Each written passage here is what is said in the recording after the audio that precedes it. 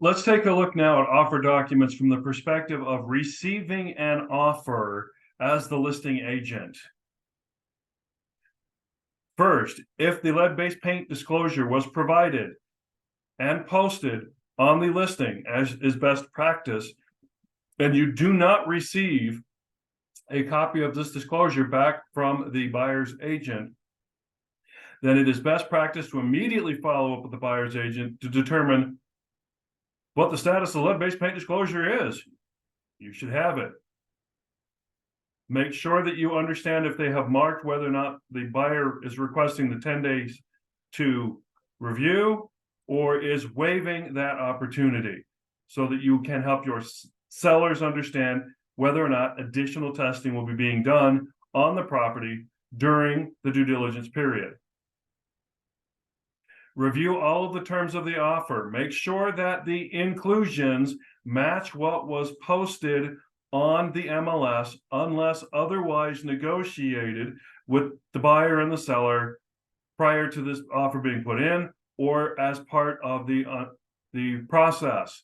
Make sure whether or not washer, dryer, and refrigerator are marked and if they match what your seller's choice is. Otherwise, you may find yourself suddenly having to explain to your seller how you accidentally sold their washer, dryer, and refrigerator to the buyer.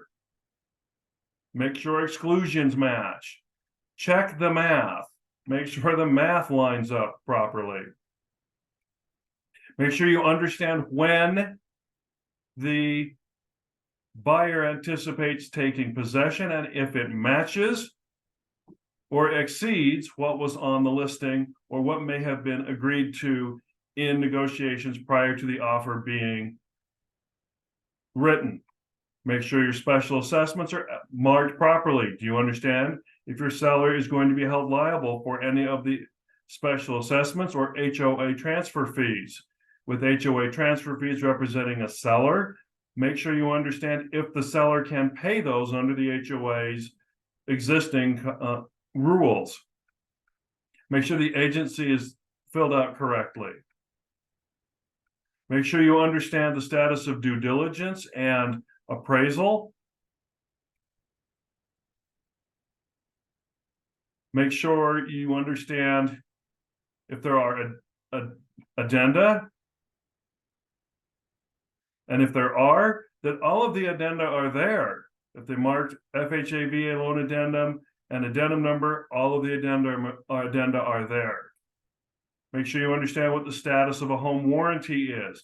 And as you've had that conversation with your seller, that buyers may expect that they provide a credit to purchase a home warranty.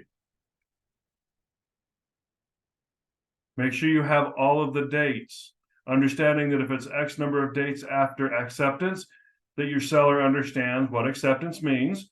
Under the contract, acceptance is that the seller has accepted it, it has been signed and communicated to the buyer, and that the counts start the next day. Make sure they understand what amount of time they have to respond, so that a response time, their written response is within the time frame. Now, the important thing to mark: acceptance, counteroffer, or rejection. If a counteroffer is being offered, addendum number, the next number in order. In the event that addenda are present, FHA VA loan addendum, make sure that your buyer understands the terms, seller understands the terms, particularly how much they could be held liable for repairs and closing costs. And this must be marked the same as the REPC. Acceptance, counteroffer, or rejection must match the REPC. You cannot accept the REPC and reject an addenda. They are one body. They are a single contract. If there is something in the FHA VA addendum that you want to counter, you are countering the entire contract, not just this addendum. That is the same for any addendum that you would receive as a seller. Any type of counteroffer to any term, all of the REPC and all addenda must be marked as a counter offer for that to be valid.